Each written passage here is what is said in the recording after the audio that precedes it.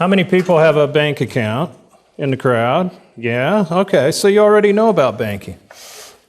I put this up here because there's a number of people in the country that are either unbanked, and that's 28 million people or 15 million households, and there are people who are underbanked. And I'm sure those who are underbanked really carry that burden around with them. But 24 million households just do not have enough banking in their life, at least according to the banking industry. And why does the banking industry want your money? Well, we're going to talk about that a little bit today.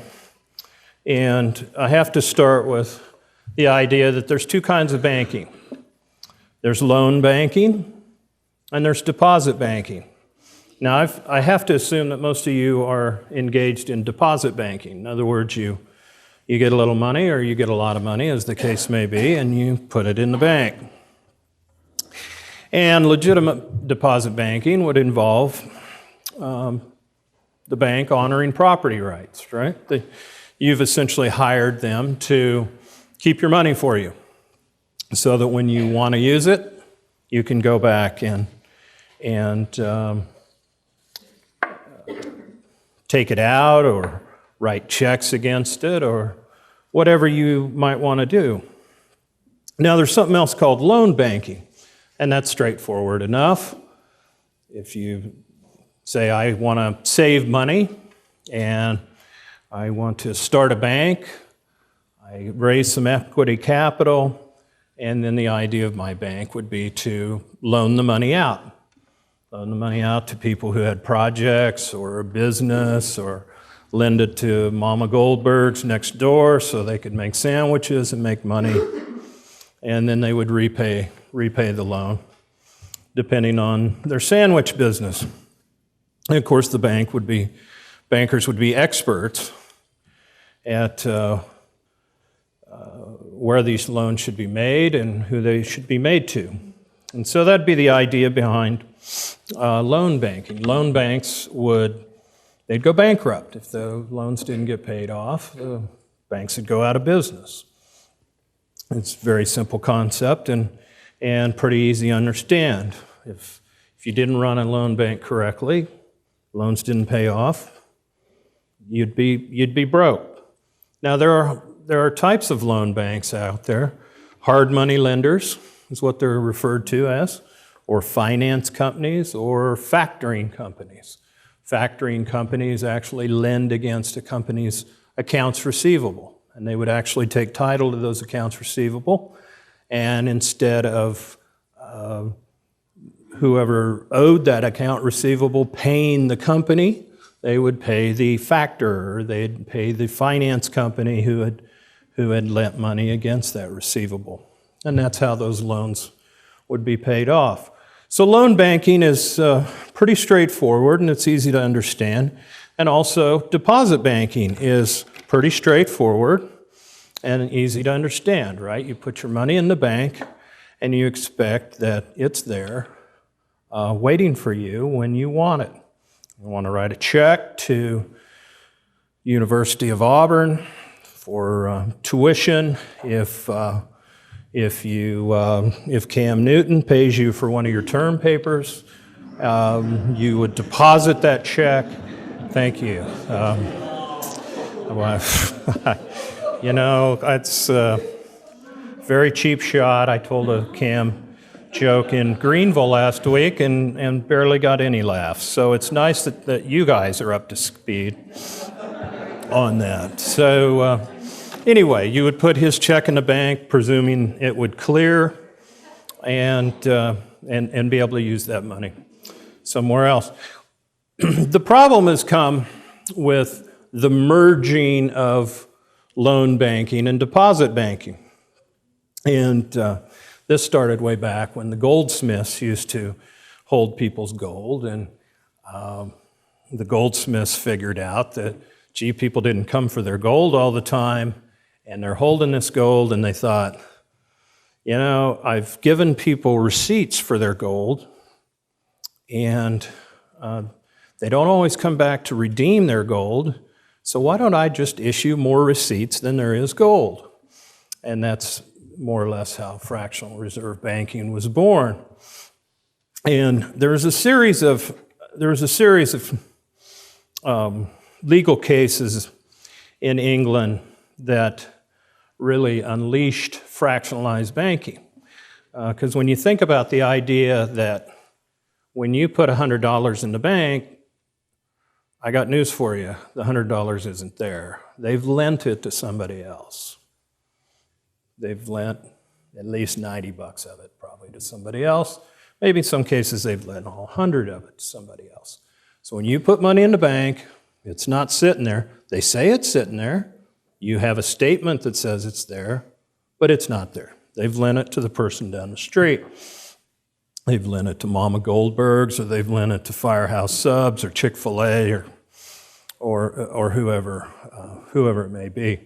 So you might ask, wow, how did bankers get away with this? Well, in the 1800s, there was a series of 3 cases that I won't bore you the details on, but unfortunately, the judge, at least in one case, said the money paid into the bankers becomes immediately part of his general assets, and he is merely a debtor for that amount. In other words, they were treating deposits not as a bailment, not as money that the banker is holding in safekeeping, but it's part of his assets, do what he wants to with, and as long as he could satisfy depositors when they wanted the money, then he would do this. Now, this was all more or less fairly shady, and I always like to use a scene from one of my favorite movies, The Comancheros. And I don't expect most of the audience to have ever watched The Comancheros, but as part of your education, you should probably sit down immediately and watch every John Wayne movie to learn about life. And in The Comancheros, there is a circuit court judge named Thaddeus Jackson Breen, and he's played by Edgar Buchanan. And he says to Paul Regret, who was played by Stuart Whitman, he says, "Major here has told me what your troubles are, and I've been thinking it over, and in light of my 40 years experience in legal jurisprudence, I have come to the positive conclusion that there ain't no way to do this legal and honest. But being good, sensible Texans, we'll do it illegal and dishonest." Now that pretty much explains how fractionalized banking, or what we're going to talk about today, came into being. So anyway, and how it's going to relate to bubbles and busts, which is the other part of the story here. So fractional reserve banks by themselves would be fairly contained. If they were operating in a free market and there was no central bank to backstop them, then if you had an account and you wrote a check to someone and they came to your bank to redeem that check, you can see very quickly that if the bank has loaned out all their money, that the single bank would go under. So free banking, even in a fractional reserve system, would probably lead to 100% reserve banking, because it just couldn't survive. It couldn't survive operating under fractional reserves. But what glues this all together is the idea of a central bank. And the central bank, which in our modern terms, of course, are United States, is the Federal Reserve. And the Federal Reserve essentially cartelizes the banking system, and it makes all banks part of one system. And that way, they are able to keep the fractionalized banking system alive. So when you put $100 in the bank, they can loan out 90 of it and stay in business, because the Federal Reserve ties all the banks together and keeps the system going. And I wanted to show you how to do this, but the first thing I wanted to show you is a couple of, one thing, and it's the money supply. And the money supply has continually gone up over the course of many years.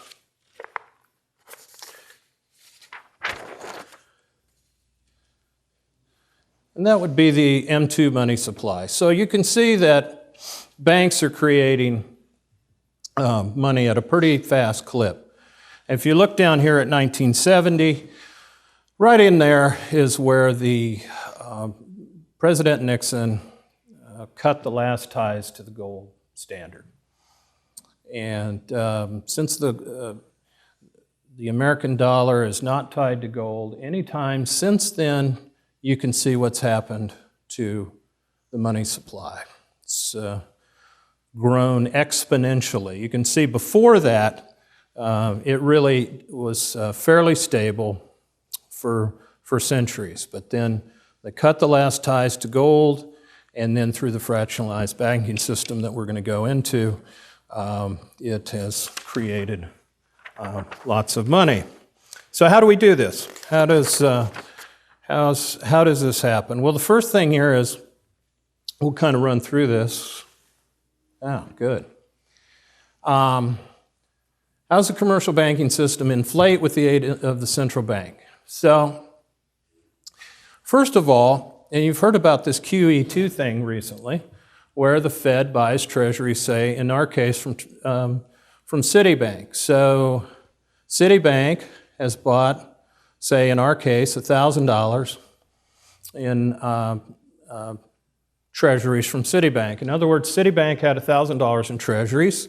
The Federal Reserve bought $1,000 of those, and the $1,000 is reserves on Citibank's books, and then we have, in this particular situation, we've got demand deposits. This is a checking account from Mr. Jones over here. And on the balance sheet of the Fed, they now have the government securities that Citibank had, and then Citibank has demand deposits over to the Federal Reserve of $1,000. Now you might ask, well, where'd the Fed get the $1,000 to buy the treasury banks? Well, they created it out of thin air. Okay? Out of nowhere. Just it's a record on their books. They don't have $1,000.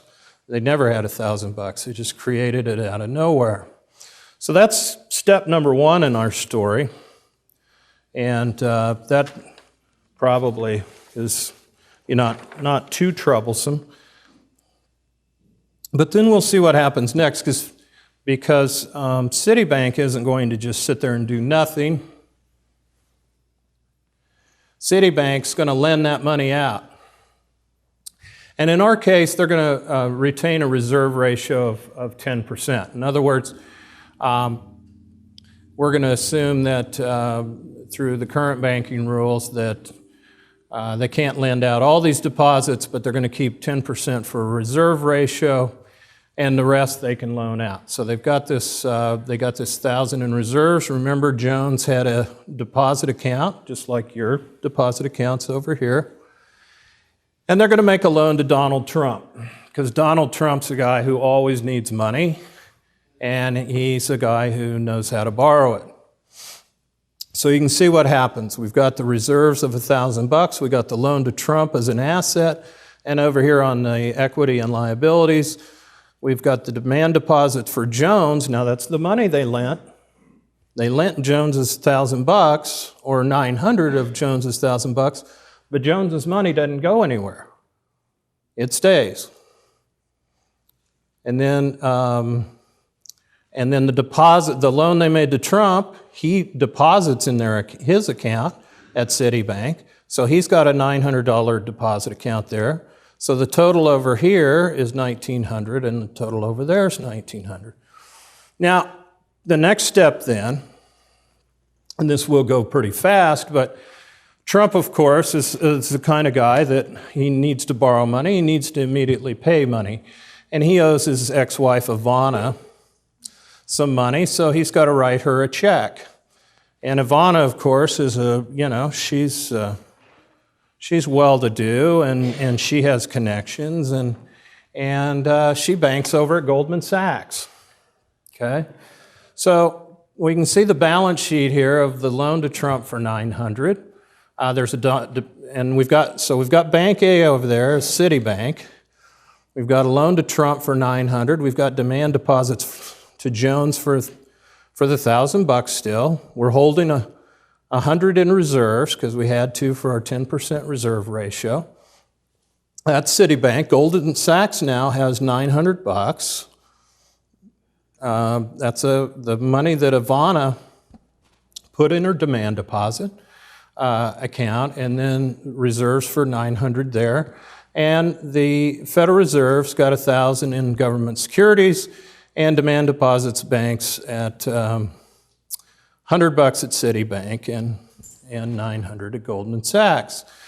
Now, Goldman Sachs isn't going to sit on that $900. They need to immediately lend it out. And they have found another entity that needs to borrow money, and that's the state of California. They're in dire straits, I hear. So they're going to borrow of this $900, $810. So with Goldman Sachs, which is Bank B, we've got the loan to California of $800. We've got reserves of $900. We've got total assets $1,710. Demand deposit with Ivana, $900. We've got California's got $810, and we're at $1,770.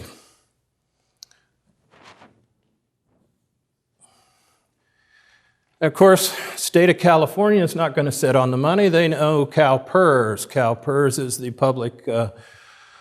public pensioners who have worked their whole life slaving away as public servants for the state of California. And so what we have is Bank B at Goldman Sachs. The loan to California is on their books for $810 as an asset. They've got the reserves of $90. Ivana's still got her checking account over there at $900. We've got a new bank. It's Wells Fargo, because that's where CalPERS does their business. They've got a checking account at $810, and there's reserves at $810. And we're going to wrap this thing up with what's happened here with the three banks. So we've got Goldman Sachs, we've got Wells Fargo, and we've got Citibank, and then the Fed. Citibank's being cut off here. But you can see very quickly that we've expanded through that $1,000 that the Fed injected in there. There was the $1,000 first, and then $900 to Ivana, and then $810 to CalPERS. So our money supply has grown from 1,000 to 2,710, just in these three steps. And we can see, if you play this out, it's this math right here.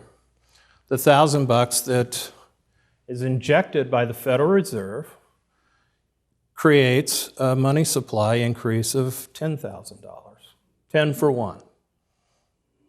So all they did was buy $1,000 in bonds from Citibank, and eventually it created $10,000 of new money.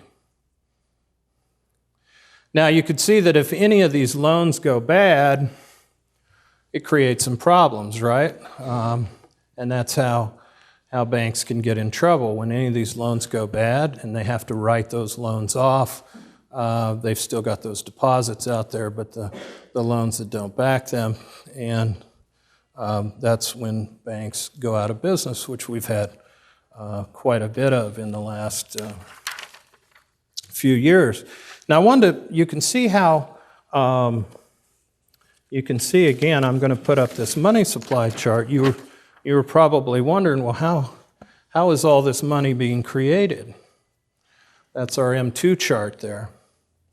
How's all that money being created? Well, it's being created just the way I showed you. The Federal Reserve would stimulate monetary policy, and by doing that, then the banking system takes over and creates money, essentially by lending. When they lend Donald Trump money, when they lend state of California money, or what have you, or the business down the street, or the real estate developer money, then through this lending process, the money supply grows. Well, the implications from this are pretty clear. What we've had is this kind of thing happen. And I'm going to push this up. You can't see, these are the years down here at the bottom, which you can't really see. But I'm going to point to about right there, and that's about 1971. Again, that was when Nixon cut the last ties to gold. And you can see ever since then the stock market went straight up, right? Again, driven by this deposit creation, this money creation. You can see it goes up, and then you've got this a crash, and then another bounce, and then you have another crash. We've got a bit of a rebound going on, but who knows how long that will last. Also, you may have heard of this housing crash thing that happened. This is the history of home values. Again, the dates down there, hopefully you can make them out to some degree, but you can see where housing took off in the late 1990s, hit a peak in July of 2006 is what that says, and you can see what's happened since then. But again, that would correspond more or less with our money supply growth. It's led to a boom not only in stocks, it led to a boom in housing values, which then, of course, has subsequently crashed. What happened with commercial property? Again, deposits are created. You can see the dates down at the bottom. This starts in 2001, and it peaked right around in 2007 up in here, and has subsequently crashed. Again, it would more or less correspond with our money supply growth. Now you might ask, well, maybe it wasn't this deposit growth that you were talking about. Maybe people were really saving money. Have you thought about that? And I said, yeah, I thought about that. That's the savings rate, personal savings rate in the United States. The savings rate down here when the property market was peaking was almost zero. So as this boom took place, as the huge increase in the money supply was occurring, actually the savings rate was going down. People weren't saving at all. All the money rushing into stocks, all the money rushing into real estate, commercial or housing, wasn't driven by savings, wasn't driven by people delaying consumption and investing in capital assets. It was driven by money supply growth, deposit growth at banks, again driven by lending. And if you want to see a picture of what the total loans and leases at commercial banks, again, you can see it starts just after 1970 there, and you can see it peaks right in that period at about 2007, and it's backed off. So again, it wasn't savings that drove this. It was money creation through people taking out loans and creating money through the banking system. Now, there isn't, money supply growth has backed off considerably, and you can see why, because banks aren't lending and total loans have dropped off. There's a little bit of a bounce, but they're coming back down again as banks are licking their wounds and charging off bad loans and not making new ones. Now you might ask, well, okay, who cares about all that? We'll be okay as long as we, everybody's wages will keep up with that, right? Well, this is hourly wages, 1964 roughly to October of 2010. And you can see the trajectory of nominal wages.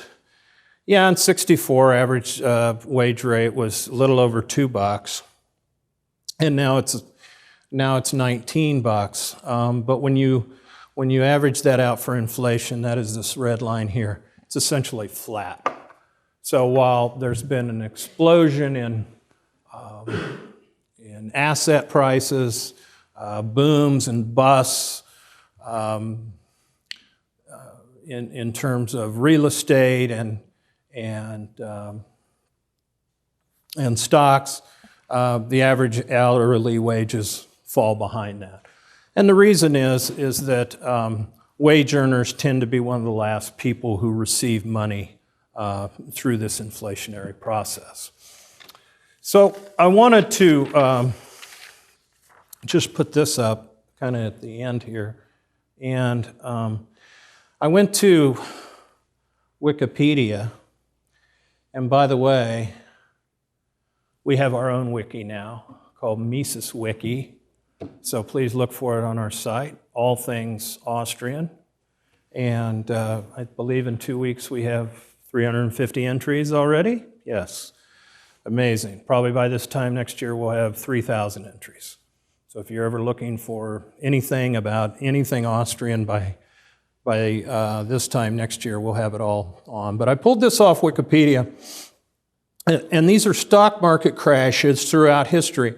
And we'll start in 1720 with the Mississippi bubble, then the South Sea bubble, and anybody interested in that, I've written a little something about that in a book downstairs.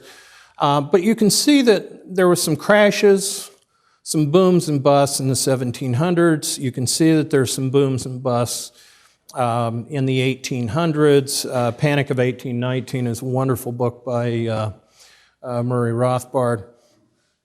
And some more in the 1800s. But when this thing really, really picks up,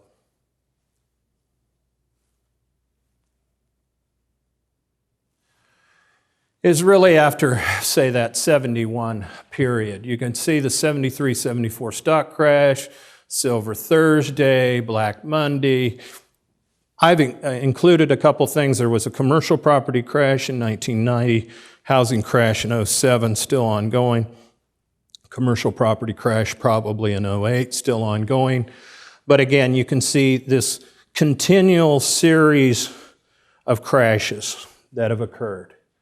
And it's directly related to how money is created through the modern banking system. It's created through the loan mechanism. Bankers overreach.